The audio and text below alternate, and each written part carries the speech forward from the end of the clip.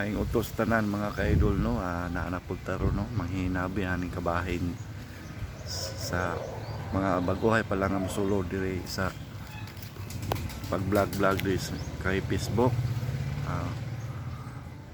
Mga kamo mga idol mo padayon pa ba mo nga mag-upload og video sa Facebook.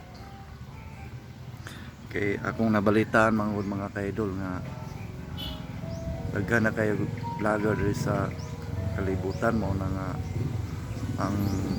ang ilang isyo tungod kay sa sweldo, inig sweldo gagmay na sila madawat. Mao po na sa rason nga mangundang ang uban kay di na padayon.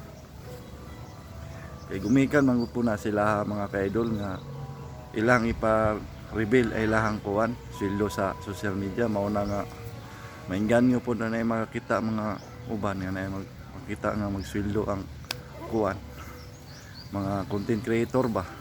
Mao na ganahan po sila magsulod og vlog.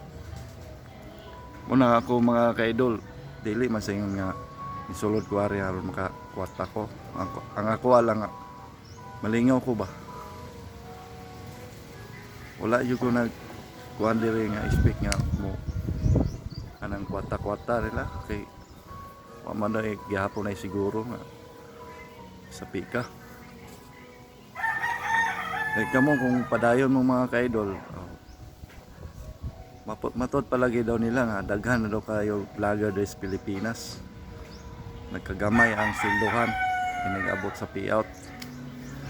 Amot to sa tinoda na mga ka-idol kay mapuy ako na nakita diri sa social media kay mo lagi daw di na daw sila ganahan mo vlog Facebook. Di pareha daw sa una nga dinagko. Mo na mga ka-idol. Naunaon ninyo karon piti na pong lisura kayo mo mga ka-idol. Di para sa una nga ma-reach nimo ang ilahang tools nga tag 1,000 followers dayon to 60,000 minutes. Ma-reach nimo to, pwede na ka makasulod og in-stream ads. Pareha karon nga invite na lang ka mimita. Mao na mga ka-idol nga bait yung kayo makawala gana na ba. So kamo ko wala may pugsa na igod kung kamo ganahan mo. Dili man yung nga gikwanta mo mga ka-idol para discourage ta mo. Nara po na ninyo no, nara po na sa tuwa no, padayon ta o lingaw lang ni ato dire.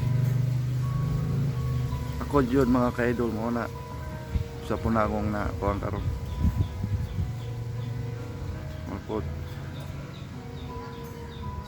maura to mga ka-idol, daghang salamat.